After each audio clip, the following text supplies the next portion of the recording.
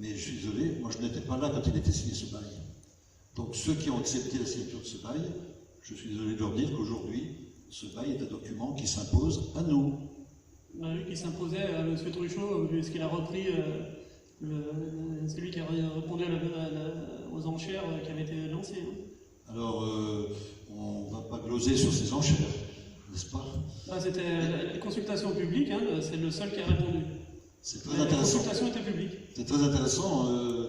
On peut s'étonner que personne n'ait trouvé anormal que ce domaine soit lâché à M. Truchot pour une bouchée de pain.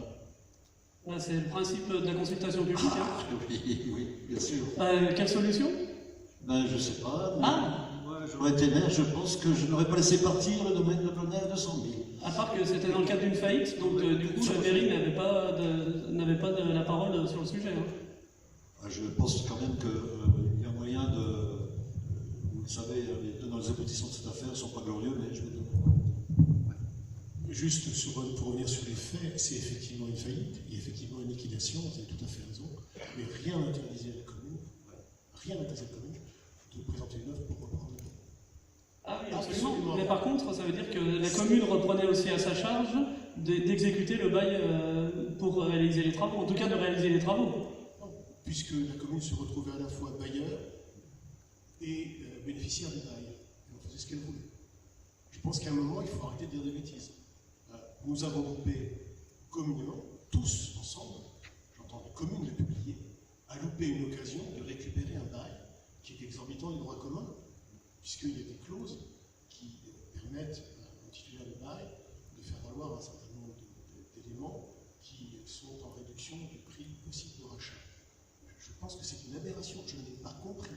J'ai cherché, j'ai creusé, j'ai repris tous les documents de mon prédécesseur, je n'ai pas compris comment et pourquoi la commune ne s'est pas portée acquéreur à ce moment-là.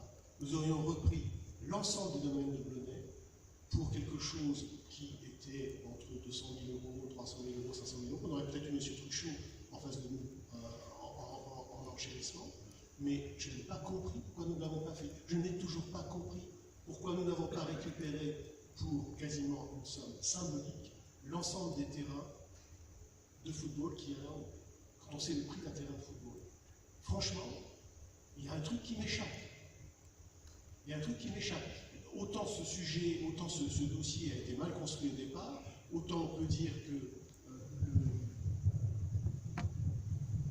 le bail a été mal construit, mal négocié, plus exactement très bien construit, très bien négocié dans les intérêts négligés, pas dans les intérêts de la commune, au détriment des intérêts de la commune, autant, franchement, en liquidation, vous pouvez les récupérer. J'en ai assez géré les liquidations pour savoir que même un maire peut aller récupérer son bail. On a essayé de ne pas le faire. Ok, on a loupé une occasion historique. Maintenant, il reste à gérer une situation qui pour le moins est particulière. Faut-il négocier, faut-il pas négocier? Je m'abstiendrai de parler. Moi je ne m'abstiens pas, je négocie. La teneur des négociations en cours n'a pas été portée sur la place publique, évidemment, puisque par définition, une négociation est confidentielle, sauf à vouloir la faire échouer. Donc moi, je n'ai pas l'intention de la faire échouer. Je ne me cache pas que j'apprécie le langage de M. Truchot, qui est un langage de clarté. On ne peut pas reprocher à M. Truchot de faire des affaires. C'est son métier. Donc il fait son job. Il le fait très bien d'ailleurs. On n'a pas d'autre projet. Et à l'époque, tout le monde était content qu'il soit là, puisqu'à 200 000, on a laissé partir. On ne revient pas sur ce que vient de dire James. Donc je crois qu'il est temps aujourd'hui de passer à autre chose. Et qu'on a bien d'autres centres d'intérêt que de continuer à entretenir ce domaine de Blonay qui est pour nous une structure externe à la commune, alors qu'avec Ravi Truchot, je lui ai dit, tout n'est pas question d'euros. Il y a aussi le débat sur le football dans la commune. Et je sais bien que ça court de tous les sens en ce moment. Peut-on en être une commune avec 10 terrains de foot sur un rayon de 2 km? Expliquez-moi.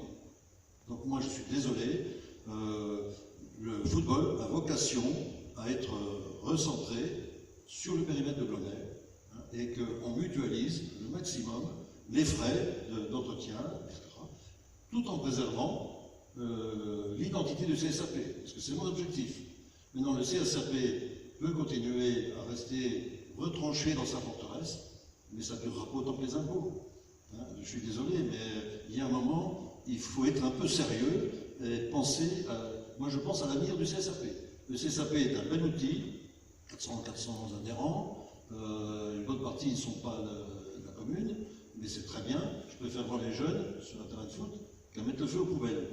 Bon, donc, c'est aussi l'avis de Ravi Truchot.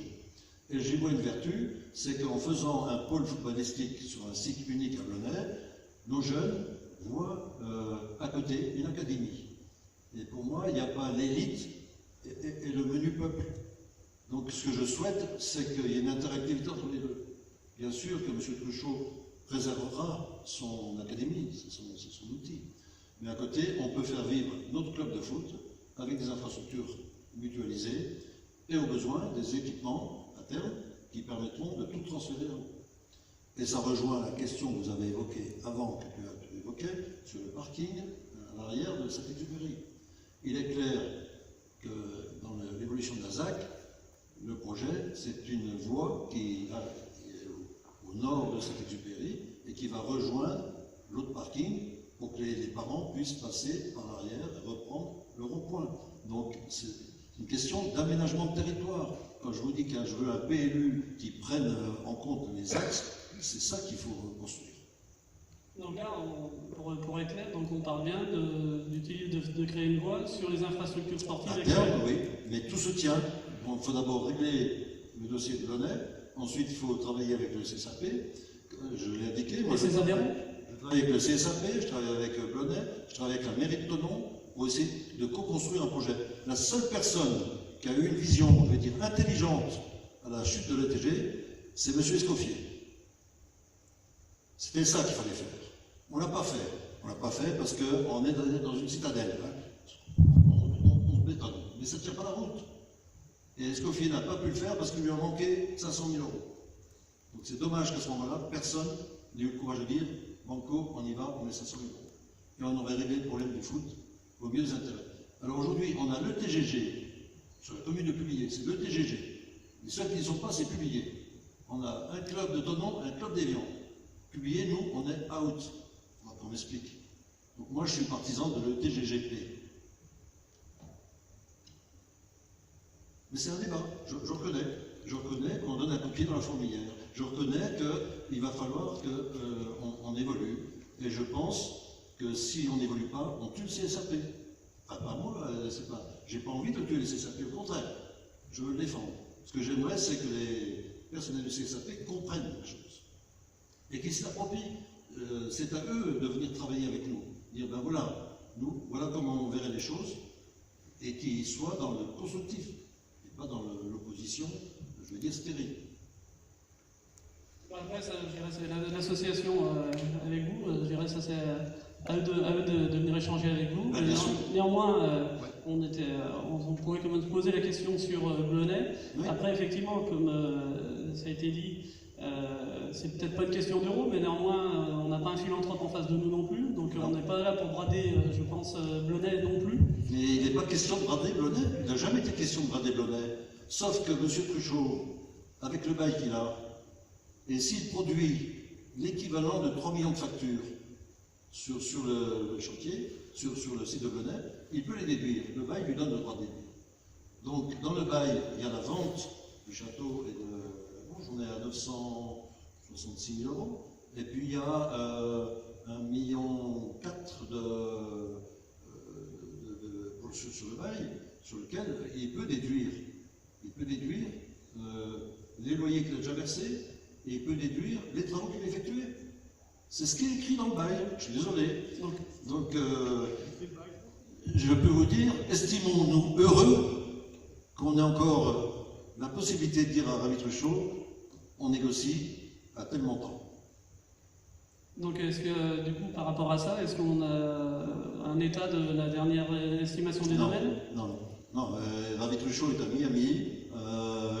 Je l'ai vu 2 fois, moi, depuis que je suis aux affaires, avec évidemment le Covid et le confinement. Et donc, moi, je ne traite pas comme ça. Je veux avoir donc un certain nombre d'éléments. On a les éléments que je vous ai donnés, avec un bail qui a été signé, un coût des installations, le château et donc le reste. Les chiffres qui ont été avancés pour l'instant n'ont pas été avancés par M. Ravitruchot. Oui, mais par contre, l'estimation des domaines... L'estimation des domaines, oui. Ah oui. On l'a fait réévaluer.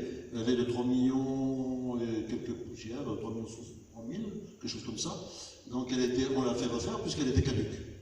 Donc on l'a eu. Hein, et donc là-dedans, il y aura la partie de vente des biens, mais il y a aussi la partie du bail. Et du coup, on pourra avoir une copie de ce bail, parce que du coup, tout le monde en parle, mais personne ne le voit.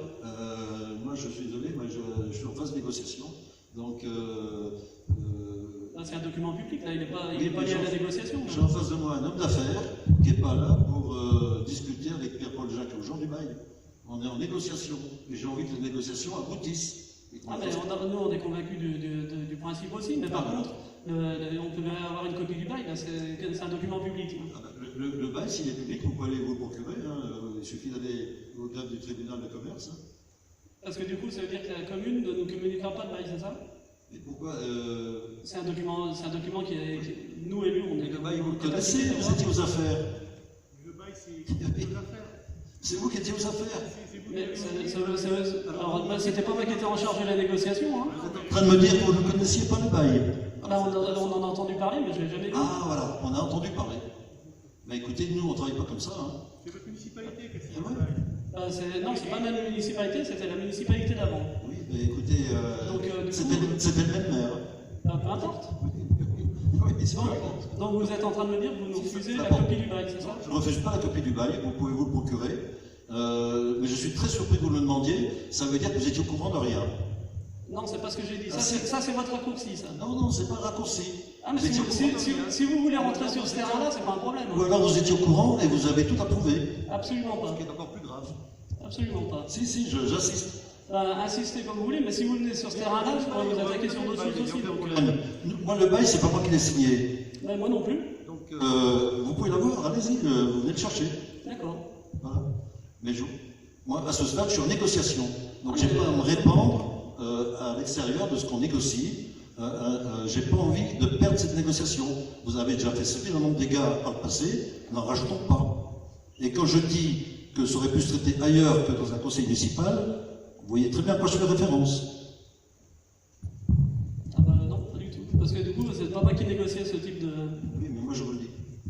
Donc, je crois que c'est très bien que la municipalité actuelle prenne enfin une décision. Non, c'est votre avis, après... C'est mon avis, je le partage, oui. Oui. Et je suis très clair, moi. Ouais. J'aurais bien aimé avoir la même clarté dans le passé. Parce que regardez quand même l'impact financier pour la commune. Considérable. Bon, je crois qu'on en a assez dit. L'avenir nous le dira. Je ne suis pas inquiet pour l'avenir. J'ai été plus inquiet du passé. Hélas. Bien, s'il n'y a pas d'autres questions, remarques.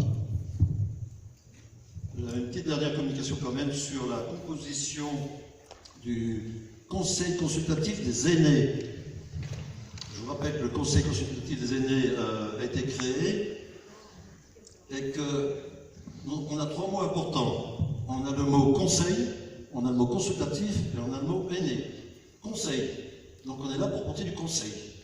Donc moi, un conseil et conseil. C'est la police qui l'aurait dit. Consultatif. Il n'est pas décisionnaire. C'est un conseil qui apporte des commentaires, qui peut nous suggérer des idées, faire des propositions, mais qui n'est pas décisionnaire, et des aînés. Quand je pense aux aînés, je devrais dire les sages, ou les sachants. Donc nous avons fait un appel à candidature, comme ça avait été annoncé, et nous avons eu pas mal de réponses. Nous avons retenu une composition à 13 membres, 9 hommes et 4 femmes. Nous aurions aimé la parité, mais bon, on a eu ces candidatures. Je vous donne les noms qui vous évoqueront pour la plupart un certain nombre de choses. Nils Michel, ça, il ne vous évoquera rien parce qu'il est sur la commune que depuis 2 ou 3 ans. Dutruel Joël, Bruat Gwenaël, Blanc Rosemary, Châtelnaz Jean-Jacques, De Curninge Marcel, Damevin René, Lapérouza André, Morel Eugène, Mion Francette, Dumas Catherine, Cyrus Jean-Paul, Béchet Lucien. Je crois que là, on a quand même une représentation assez large de gens qui ont investi et qui ont donné de leur temps pour la commune et qui ont toujours la volonté d'apporter à la commune, et je les en remercie. Voilà, ça c'était une première communication. La dernière communication, stationnement des gens de voyage sur la commune. Vous l'avez vu dans la presse, nous avons eu 2 séquences de gens du voyage qui sont arrivés. La première, c'était jeudi, ils sont installés sur le parking de la Cité de l'Eau. Donc, dès que nous avons été informés, évidemment, comme toujours, ils n'ont pas demandé l'autorisation, c'est dans la pratique. Donc, je regrette que Elisabeth Gicquel ne soit pas là, elle connaît bien le sujet. Donc, ils se sont installés, nous sommes intervenus tout de suite, la police nationale, la police municipale et moi-même. James Walker est venu aussi, nous avons été plusieurs à venir. Nous avons fait venir les services techniques, nous leur avons mis à disposition des conteneurs pour qu'ils puissent mettre leurs déchets en récolte propre. Nous avons demandé à la CPVA d'installer une arrivée d'eau avec un compteur pour qu'on comptabilise quand même la consommation d'eau, même si elle est à payer, mais au moins qu'on sache ce qui a été consommé. C'est toujours mieux que d'exploser d'abord d'incendie la plus proche. J'ai rencontré, moi, donc, les patriarches, les 2 patriarches, donc une communauté d'origine hongroise. Ils auraient pu aller sur le site de la commune en haut, mais malheureusement, ce n'est pas la même communauté. Donc, ça ne fonctionne pas comme ça. Donc, ils ont occupé le terrain, le parking. On a convenu qu'ils partiraient le samedi matin, de bonne heure. Donc, c'était un accord tacite. Le vendredi soir, ils sont partis. Donc, il n'y a plus de parole. Ils partaient pour la Suisse. Et quand ils sont arrivés à la frontière suisse, ils ont été refoulés. Donc, ils sont revenus sur Publié, ils sont installés à Cora. Cora, parking privé. Donc, le samedi matin, je suis retourné à Cora, où je les ai vus s'installer. Et donc, en accord avec le patron de Cora, M. Lingelin, on a mis au point, donc lui-même a fait son dépôt de plainte pour engager une procédure en référé. Je précise que nous avions fait une demande déjà pour la Cité de l'Eau, une demande de mise en demeure du préfet. Réponse de la préfecture, on ne peut pas satisfaire votre demande, on est désolé pour publier parce que vous êtes vertueux, vous avez une aire d'accueil des gens de voyage, mais la CCPVA n'est toujours pas aux normes. Donc, la semaine prochaine, je vais saisir la présidente de la CCPVA pour demander si un jour ou l'autre, on envisage quand même de traiter le problème des gens du voyage correctement dans l'intercommunalité. Parce que c'est la double peine. Nous sommes les seuls vertueux, et c'est chez nous qu'on s'installe, et on nous dit qu'on ne peut pas faire de procédure parce que la CCPVA n'a pas fait le nécessaire. Donc, rebelote le lendemain sur le parking de Cora. Donc là, parking privé, j'ai demandé au service technique de mettre, ils ont mis une benne pour qu'on ait les ordures. La police municipale est revenue, on a refait un procès-verbal de constatation, comme la première fois. On a identifié toutes les voitures, bien sûr, et on s'est assuré, on leur a demandé de se regrouper pour occuper un minimum d'espace sur le parking de Cora. J'ai pu constater que ça n'a pas trop gêné la clientèle de Cora, parce qu'on sait très bien que dès que les caravanes apparaissent, il y a une réaction, un peu de répulsion. Ils se sont engagés à partir dimanche à 14h. Je suis passé hier à 14h, ils étaient partis. Donc, sur ces 2 cas-là, j'ai eu face à moi des gens du voyage, je suis quand même heureux de le dire, qui ont été d'un comportement, je vais dire exemplaire, mais un comportement tout à fait correct. Et je pense qu'on a géré au mieux des intérêts. J'ai eu plus de mal avec quelques riverains de la Cité de l'Eau, qui avaient déjà évidemment des réactions que je qualifierais largement excessives et qui ne vont pas dans le sens de la concertation et de la légalité. Donc, je me réjouis d'avoir eu affaire à des gens du voyage avec qui on a pu établir un vrai dialogue et qui ont été des gens de parole. Démonstration faite que quand on s'en donne la peine, on peut peut-être régler les problèmes autrement qu'à coup de fusil ou à coup de bulldozer ou d'épandage de fumier. Je pense que les quelques riverains qui se sont plaints ne viendront pas nous remercier de la façon dont ça s'est passé. On n'attend pas de remerciements de tel... Voilà, j'en ai assez dit pour ce soir, je crois que ça fait un bon tour d'horizon. Est-ce qu'il y a pas d'autres questions? Je vous remercie de votre participation. Rentrez bien, soyez prudents. Vaccinez-vous pour les plus de 70 ans. Oui, nous allons lancer la procédure pour un centre de vaccination à la demande de l'association des maires 114 dans la plupart des communes pour gérer les plus de 70 ans. Alors moi je veux bien, on fait les efforts pour mettre en place un centre de vaccination. Touchons du bois pour qu'on ait des vaccins. Parce que pour que ça marche, il faut des vaccinés, des vaccins et des vaccinants. Et dans ce pays, on n'a jamais eu les trois ensemble. Voilà, donc finissons sur cette note d'humour et bonne soirée. Merci. Ne quittez pas sans avoir signé tous les bulletins.